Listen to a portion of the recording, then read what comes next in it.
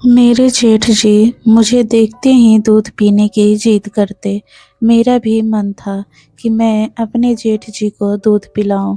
एक दिन मेरे पतिदेव घर पर नहीं थे, तो मैं रात को जालीदार नाइटी पहनकर अपने पति की यादों में तड़प रही थी। हेलो दोस्तों, मेरा नाम सलोनी है और मेरे पति का नाम राघव है और हम जौनपुर की रहने वाले हैं। आज मैं अपने जीवन की एक ऐसी कहानी सुनाने जा रही हूँ जिसे सुनकर आपके होश उड़ जाएंगे। मेरी शादी को अभी 7 ही महीना गुजरा था। मेरे जेठ जी ने मुझे आवाज़ देकर पुकारा। मेरे ससुराल में बस मेरे जेठ जी ही रहते थे, क्योंकि सास ससुर की देहांत 5 साल पहले ही हो चुका है और मेरे जेठ जी का पत्नी की एक बीमारी के कारण मौत हो गई। और मेरे पति ने शादी के रात ही मुझे खास तौर पर कहा था कि मेरे भैया को गुस्सा बहुत आता है, उन्हें कभी भी किसी भी बात से इनकार मत करना, वरना वह गुस्से में पागल हो जाते हैं। और 5 दिन से मैं भी यही देख रही थी। जब भी वह मेरे पति राघव को एक आवाज़ देते तो मेरे पति की तो जैसे रंगत ही उड़ जाती थी, एकदम से घबराहट सी होती उनको और फट से वह कमरे से बाहर निकल जाते थे। अपने पति की बदमाशी देखकर मेरे दिल में भी जेठ जी का बड़ा रौब था। गुस्से में तो वह वाकई रहते थे। जब सुबह ही सुबह राघव ने मुझसे कहा कि आज हम बाहर घूमने जाएंगे, मैं भी बहुत खुश थी। लेकिन वह उस वक्त मेरे जेठ जी ने राघव को पुकारा था तो फौरन से कमरे से बाहर चले गए। बाहर से मुझे अपने जेठ जी के चीखने चिल्लाने की आवाज़ आ रही थी। कह रहे थे कि तुम्हें एहसास भी है कि कपड़े की दुकान में तुम्हारे ना होने की वजह से कितना नुकसान हो सकता है, और आज फिर तुम अब छुट्टी करके बैठ गए। अभी के अभी कपड़े की दुकान में पहुंच के सारे वर्कर के सर पर खड़े हो ताकि वह ठीक से काम करे। तुम्हारी शादी मैंने इसलिए नहीं की कि तुम कमरे में ही घुसकर बैठे रहो, और अपनी पत्नी से भी कह दो कि किचन की जिम्मेदारी संभाल ले। यहाँ कोई और औरत तो है नहीं जो उसके नखरे उठाएगी। यह सुनकर मुझे गुस्सा तो आया था। तभी 7 महीने ही गुजरे थे हमारी शादी को, और मैं ही नाश्ता बनाकर दे रही थी। जी, इस मेरे जेठ जी की कई खामियां निकाल चुके थे, लेकिन राघव ने मुझे प्यार से मोहब्बत से यही समझाया था कि भैया की बात का बुरा मत मानना। 6 महीने तो मैं सोचती रही, इसी उलझन में रही कि जेठ का मिजाज आखिर ऐसा क्यों है। लेकिन आज जो शोर शराबा मेरे जेठ जी ने मचाया था, मैं तो बहुत घबरा के रह गई थी। राघव जब कमरे में दाखिल हुए तो उनका चेहरा बुझा हुआ था। कहने लगे कि माफ़ी चाहता हूँ, मुझे कपड़े की दुकान में जाना पड़ेगा। मैंने कहा कोई बात नहीं, काम पहले है, बाहर हम फिर कभी चले जाएंगे। मैंने भी ऐतराज नहीं किया था। राघव तो अपनी दुकान पर चला गया था। मैं किचन में आकर बर्तन धोने लगी। दिन में ही मैंने खाना भी बनाया और घर के सारे काम भी मुझे करने पड़े। मेरे जेठ जी ने नौकरानी को भी जवाब दे दिया था। कहते थे कि जब बहू घर में आई है तो सफाई भी वही करेगी। मैंने पूरे घर की सफाई कर ली थी और थक हार कर अब मैं अपने कमरे में आराम करने के लिए जाने लगी तो मेरे जेठ जी ने मुझे आवाज़ दी। वह अपने कमरे में बैठे थे।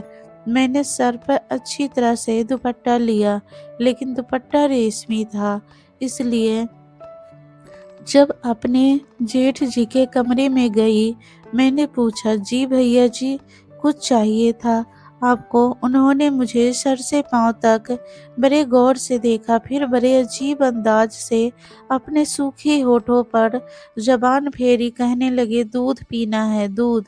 यह सुनकर मुझे सबसे पहले अपने दुपट्टे का ख्याल आया था, क्योंकि मेरे सीने से दुपट्टे सरक चुका था।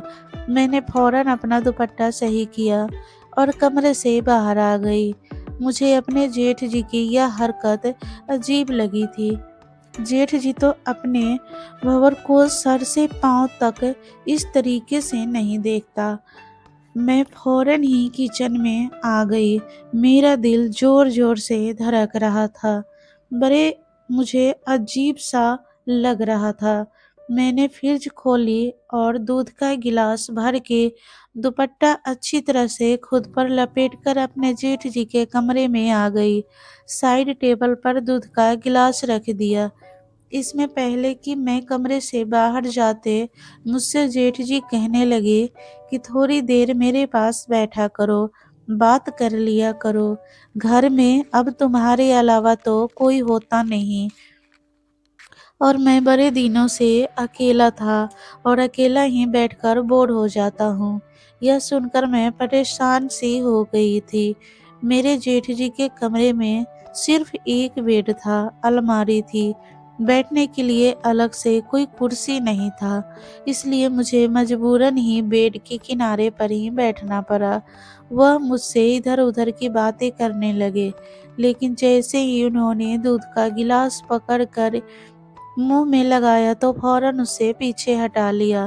कहने लगे, इतना ठंडा दूध यह मैं नहीं पी सकता, मुझे तो गर्म गर्म दूध पसंद है।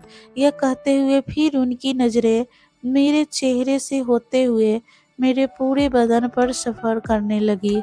उनकी नजरों में न जाने ऐसा क्या था कि मैं उलझन का शिकार होने लगी थी। मेरे हाथों में पसीने से उतरने लगे थे। चेहरे पर पसीने के कतरे सफाई दिखाई देने लगे थे, साफ दिखने लगे थे। कहने लगे, जाओ ना इसे गर्म करके ला दो। दूध का गिलास पकड़ा और खड़ी हो गई। वैसे तो 4 दिन से मेरे जेठ जी बड़े ही गुस्से में बात कर रहे थे जब राघव घर में होता था, लेकिन आज तो उनका लिहाजा बड़ा ही धीमा था। लग ही नहीं रहा था कि यह मेरे वही जेठ जी हैं जो 4-5 दिन से राघव को चिल्ला चिल्ला कर बुला रहे थे और गुस्से से राघव से बात कर रहे थे, डांट रहे थे। मैंने दूध को पतीले में डालकर जरा सा गर्म किया, फिर गिलास में डालकर अपने जेठ जी के पास ले गई। जैसे ही मैंने गिलास उनके आगे बढ़ाया, उन्होंने गिलास के साथ मेरा हाथ भी थाम लिया। मुझे तो जैसे पूरे बदन में करसा लगा था। मैंने फौरन घबराकर हाथ पीछे करना चाहा, तो उन्होंने मेरा हाथ छोड़ दिया। मैं कमरे के बाहर जाने लगी तो कहने लगे कि अरे बाहर कहाँ जा रही है, यहाँ बैठना मेरे पास, मुझसे बातें किया करो। यह तन्हाई का सांप तो मुझे अब और भी ज्यादा डसने लगा था। यह कहकर जेठ जी ने ठंडी आह भरी। मुझे अब और भी ज्यादा अजीब सा लग रहा था। तुझे मुझे तो उनकी बातें सुनकर अजीब सा महसूस होने लगा था। फिर कहने लगे, तुमने शादी के अगले दिन जो लाल रंग की फैंसी ड्रेस पहना था, बड़ा जच रहा था तुम पर। आज शाम वही पहन लेना। यह सुनकर भी मुझे बुरा लगा था। यह फरमाइश तो राघव को मुझसे करनी चाहिए थी ना, कि जेठ जी को। अब तो मेरे जेठ जी ने रोज का तमाशा ही पकड़ लिया था। अब राघव दुकान जाता, मेरा जेठ जी मुझे अपने कमरे में बुला लेता, मुझे अजीब नजरों से देखता, बार बार अपने सूखों होठों पर जुबान फेरने लगता, फिर कहता, मुझे दूध पीना है, मुझे दूध गर्म करके दो। मैं दूध का गिलास देकर जाने लगती तो मेरा हाथ पकड़ लेता, कहता, मेरे पास बैठकर मुझसे बातें किया करो। मैं भला क्या बातें कर सकती थी। मैं काम के बहाने बनाकर निकलने लगती कि मुझे खाना बनाना है, बर्तन धोने हैं। असल में मुझे यह सब अच्छा नहीं लगता था। अब मेरा दिल बेचैन सा होने लगा था। सोच रही थी मुझे राघव से बात करनी चाहिए, लेकिन कैसे करती। वह तो अपने भैया के सामने का पता था, एक शब्द नहीं बोलता था, सर झुकाई जी भैया जी भैया जी ही कहता रहता था। एक दिन मैं किचन का सारा काम कर रही थी कि मेरा जेठ अचानक से किचन में आ गया। मुझे पीछे से पकड़ लिया, झटके से टेबल से लगा दिया और पीछे से ही मेरी और फिर जो कुछ मेरे साथ किया, मैं अपनी इज्जत बचाकर अपने कमरे में चली गई। अपने कमरे का दरवाज़ा भी बंद कर दिया, कुंडी लगा दी, बेड पर बैठ गई। बेचैनी मुझ पर बुरी तरह से सवार थी। मेरा पूरा वजूद काँप रहा था। मैं सोच भी नहीं सकती थी कि मेरा जेठ जी मेरे साथ ऐसा भी कोई हरकत कर सकता है। मेरी आँखों में आँसू बहने लगे थे। मैं सोच चुकी थी कि मैं राघव से बात करूँगी। मैंने पूरा दिन कोई काम नहीं किया था। अपने आप को कमरे में बंद कर चुकी थी। कई बार मेरा जेठ जी मेरे कमरे का दरवाज़ा खटखटा चुका था कि उसे भूख लगी है, मैं उसे खाना दूँ, लेकिन मैंने उसे कुछ नहीं दिया। मेरी जगह कोई भी होता तो यही सब कुछ करती जो कि मैंने किया था। रात को मेरा दरवाज़ा उसे खाना दूँ, लेकिन मैंने उसे कुछ नहीं दिया। मेरी जगह कोई भी होता तो यही सब कुछ करती जो कि मैंने किया था। रात को मेरा दरवाज़ा ज़ोर से खटखटाया गया था। राघव थे, कहने लगे, सलोनी दरवाज़ा खोलो। यह क्या बदतमीजी है? क्यों तुम सुबह से दरवाज़ा बंद किए कमरे में बैठी हो? राघव की आवाज़ सुनकर ही मैंने दरवाज़ा खोला था। जैसे ही मैंने दरवाज़ा खोला तो दोनों भाई मुझे गुस्से से देख रहे थे। कहने लगे, मुझे ज़रा भी एहसास और शर्म नहीं है तुम्हें। मेरा भैया सुबह से भूखा बैठा हुआ है और तुमने इन्हें रोटी तक नहीं दी। इन्हें शुगर की बीमारी है। अगर इनकी तबीयत खराब हो जाती है तो इसकी जिम्मेदारी कौन होता? मैंने कहा कि मैं उनकी जिम्मेदारी नहीं संभाल सकती। बेहतर है कि आप कोई और इंतजाम कर लीजिए। मेरा यह कहना था कि राघव गुस्से से भरा उठा कहने लगा, यह क्या बदतमीजी है? पीछे से मेरे जेठ जी कहने लगे, देख रहे हो तुम, अभी 7 महीने नहीं हुए हैं और इसने अपने रंग भी दिखाने शुरू कर दिए हैं। मुझे पहले ही पता था कि यह लड़कियां शादी के बाद ऐसा ही करती है और अलग होने के सपने पहले ही आंखों में सजा लेती है। मेरा पति कहने लगा कि आज तो तुमने यह बात कह दी है सलोनी, आइंदा से अगर कहा तो हाथ में तलाक का पेपर पकड़ाकर तुम्हें विदा कर दूंगा। यह सुनना था कि मेरा रंग उड़ा था। मेरे पापा पहले से ही 5 बेटियां थी और वह शरीफ इंसान थे। बड़ी मुश्किल से ही दहेज इकट्ठा करके एक एक बेटी की शादी कर रहे थे। मेरी माँ भी मुझे विदा करने के वक्त बोल चुकी थी कि कभी भी लड़कर हमारे घर पर वापस मत आना। अपने पति और जेठ की हर बात मानना और अपना घर बसाने की कोशिश करना। लेकिन जो कुछ मेरा जेठ जी चाहता था वह मैं नहीं कर सकती थी। उसकी हरकतें और बेवावी की गुस्ताखियां दिन पर दिन बढ़ती जा रही थी। उस वक्त राघव जितने गुस्से में थे, मैं अगर बताती तो यकीनन मुझे ही झूठ कह देते। मैंने कोई जवाब नहीं दिया, जाकर बेड पर बैठ गई। मेरे जेठ जी कहने लगे, राघव इसको आखिरी बार समझा दो, इसका दिमाग सही कर दो, वरना फिर मैं इसकी माँ से जाकर बात करूँगा। इसके बाप से कहूँगा कि संभालो अपनी बेटी। यह कहकर वह गुस्से से वहाँ से चले गए। मैंने एक गुस्सा भरी नज़र अपने जेठ जी पर डाली थी। राघव कहने लगे कि क्या प्रॉब्लम है तुम्हारे साथ? तुम्हारे सर पर कौन से 7-8 मेंबर का बोझ है तो तुमसे संभाला नहीं जाता? अरे मेरे एक ही तो भैया हैं, ना माँ है, ना बाप और ना बहन। ऐसी जिंदगी तो लड़कियां ख्वाहिश करती है जहाँ उनके सर पे कोई जिम्मेदारी ना हो। मैंने कहा कि काश कि मेरी सास और ननद और देवर होते तो आज मैं जिस हाल से गुजर रही थी उस हाल से ना गुजरती। मेरी बात पर वह मुझे गुस्से से देखने लगे। कहने लगे, ऐसे कौन से मसले पैदा कर दिए हैं? मेरे भैया ने तुम्हारे सर पर सिर्फ 2 वक्त की रोटी तो देनी पड़ती है, वह भी तुम्हें बोझ लग रही है। देखो, अपने घर में झगड़ा फसाद नहीं किया जाता। दुकानों से थका हारा आता हूँ और आते ही यह सब कुछ देखना पड़ता है। मुझे सुकून चाहिए। मैंने शादी सुकून हासिल के लिए की है, ना कि इस फसाद झगड़ा देखने के लिए। मैंने कहा कि राघव, ऐसा करो, अपने भैया की शादी करवा दो। मेरा यह कहना था कि एक जोरदार थप्पड़ राघव ने मेरे मुंह पे मारा था। कहने लगा, शर्म नहीं आती तुम्हें ऐसी बातें करते हुए? यह भैया की उम्र शादी की है।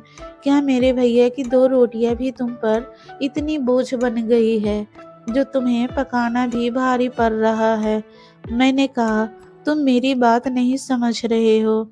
वो कहने लगा, यह कौन सी बात है जिसे मैं समझ में कौन सी बात है ऐसा जो मैं समझ नहीं पा रही? मेरे भैया की उम्र 35 साल है, शुगर ब्लड प्रेशर की मरीज है, और तुम चाहती हो इस उम्र में भैया एक औरत का जिम्मेदारी संभाले।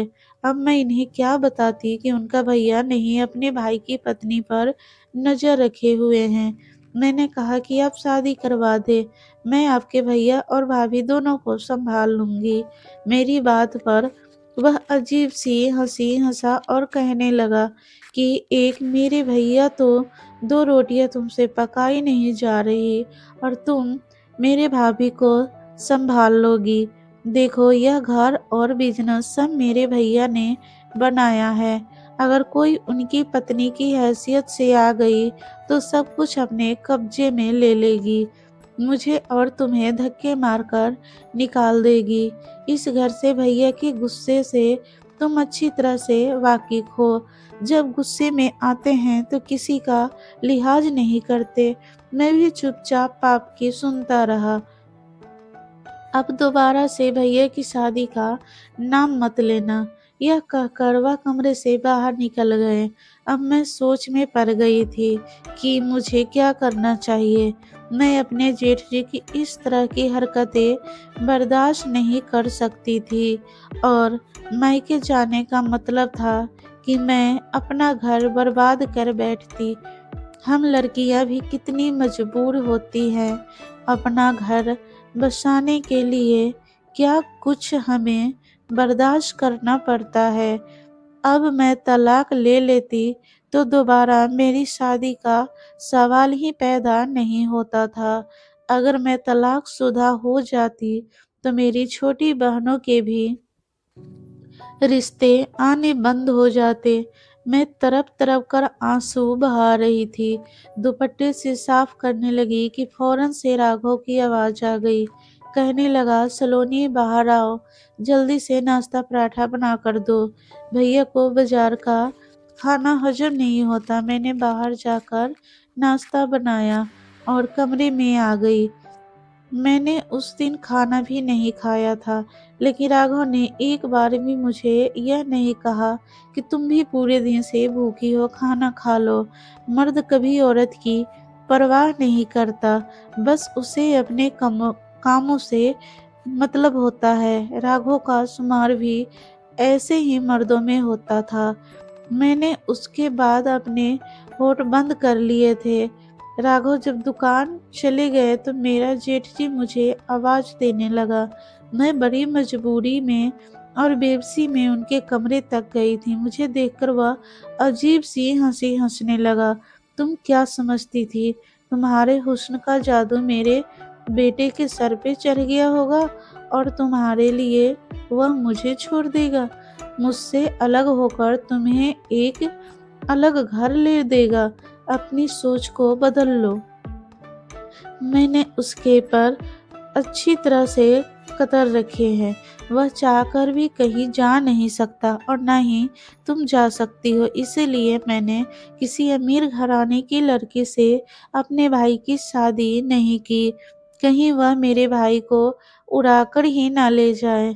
इसीलिए तुम्हें लेकर आया था, क्योंकि मैं जानता था कि तुम्हारे बाप के हालात ऐसे ही हैं कि वह तुम्हारा घर बसाने के बाद दोबारा से तुम्हें अपने घर बैठा सके या अलग से कोई घर दिला सके।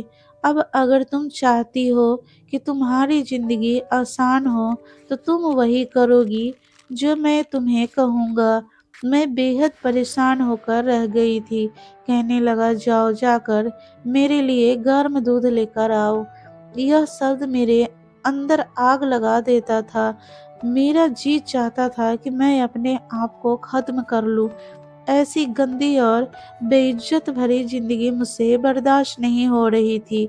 मैं अब यही करती थी कि खाना अपने जेठ जी के कमरे में पहुंचाकर फौरन बाहर आ जाती थी। न उसके पास बैठती थी, न बात करती थी। ज्यादातर वक्त अपने कमरे में गुजारने लगी थी। एक दिन तो हद ही हो गई। मेरे जेठ जी ने राघव का भी लिहाज नहीं किया। रात को खाना खा रहे थे। मैंने अपने जेठ जी की फरमाइश पर बिरयानी बनाई थी। बिरयानी बनी भी बहुत अच्छी थी।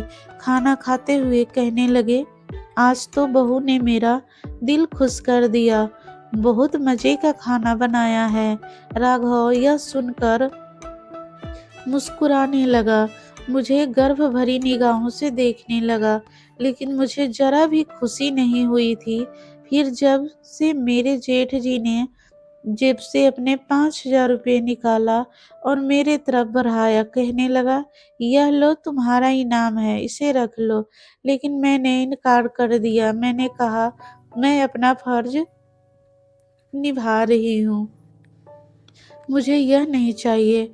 मेरे इनकार करना था कि राघव मुझे घूरने लगा। कहने लगा, भैया अपनी खुशी दे दे रहे हैं, इनकार नहीं करे, रख लो। चाहते हुए भी मैंने 5,000 पकड़ लिया। मैं बर्तन उठाने लगी। जैसे ही खड़ी हुई तो मेरा जेठ जी भी खड़ा हो गया। मेरी तरफ बढ़कर मुझे अपने गले लगा लिया और मेरे माथे पर चूम लिया। मैं तो यूं थी कि जैसे पत्थर की मूर्ति बन गई थी। कहने लगा, मैं तुम्हारे बदले हुए रवे पर बहुत खुश हूँ। ऐसे ही रहोगी तो बहुत जल्द मेरे दिल में जगह बना लूंगी। यह कहकर वह अपने कमरे में चले गए। मैं राघव को देख रही थी, जिसके चेहरे पर कोई भी असर नहीं था, लेकिन मुझे यह चीज बहुत बुरी लगी थी। मैंने कहा कि भैया का यह कौन सा तरीका है, उनको कहिए मुझसे दूरी रखकर बात किया करे। उनका क्या हक बनता है मुझे अपने सीने से लगाने का। ईश्वर ने भी तो एक उम्र के बाद बाप और बेटी को दूरी रखने के लिए कहा है, और माँ बेटे में भी।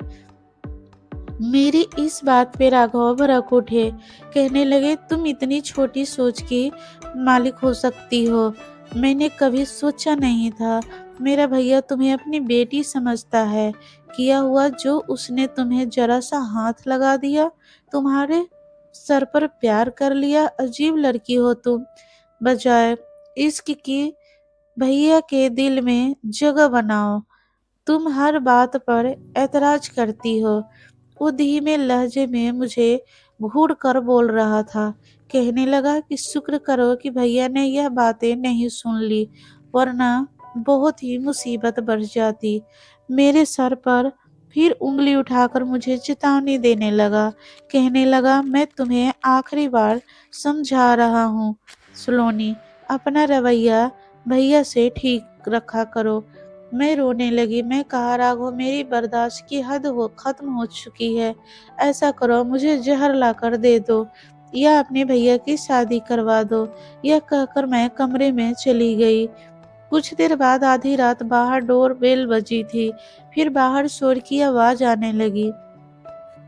मैं कमरे से बाहर आई तो मुझे पता चला कि एक मेरा देवर भी है, जो दिल्ली में पॉलिटेक्निक हासिल करने गया था और वह वापस आ चुका है।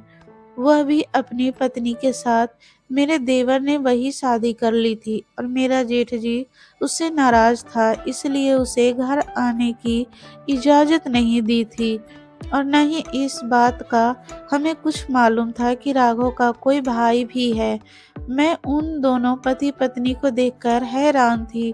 मेरे जेठ जी भी बहुत गुस्से में खड़े थे। कहने लगे, अगर अपनी मर्जी से शादी की थी तो फिर उसे यहाँ वापस क्यों लाए हो?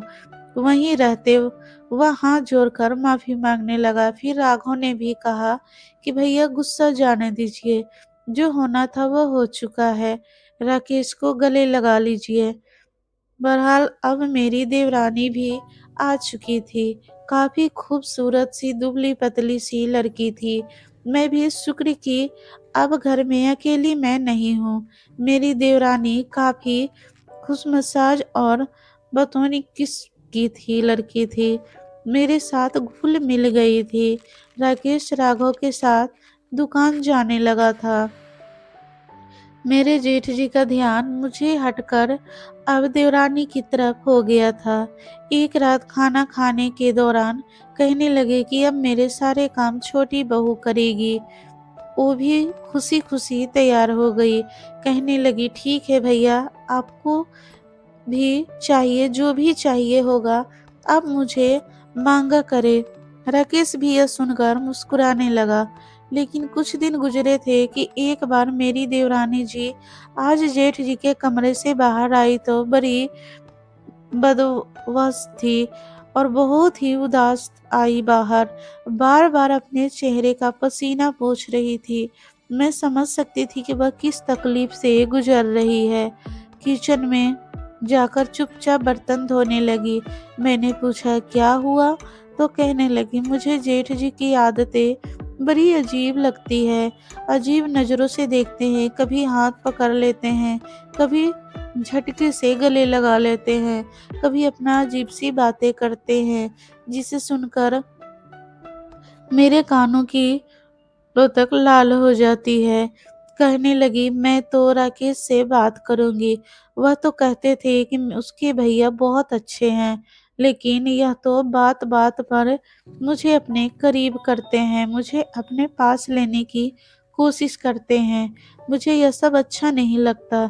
मैंने कहा कि यह दोनों भाई कभी भी अपने भाई की बात नहीं टालेंगे।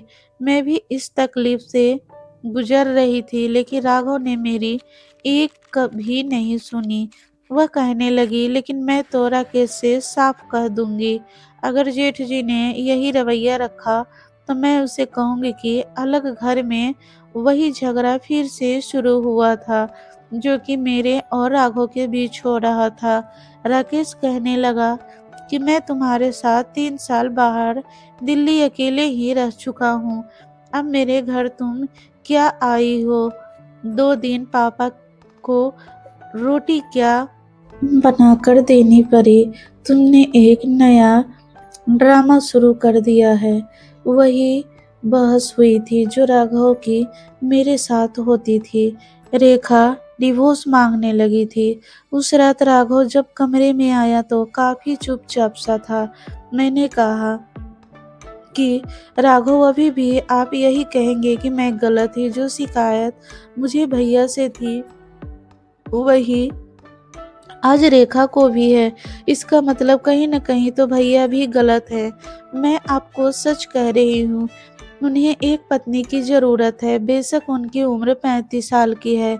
आपको तो चाहिए था कि अपनी भाभी की मृत्यु के कुछ बाद उनकी शादी करवा देते, ताकि वह हमें सच में बहू ही समझते। मेरी बात शायद अब राघव की अकल में आई थी। एक बार उन्होंने भैया से दूसरी शादी के लिए कहा तो पहले तो वह नाराज हुए। कहने लगे, मैं इस उम्र में शादी करूंगा क्या? तुम लोगों का दिमाग खराब है। राघव ने कहा कि एक विधवा औरत है, अगर आप सहारा देंगे तो इसमें कोई हर्ज की बात नहीं है।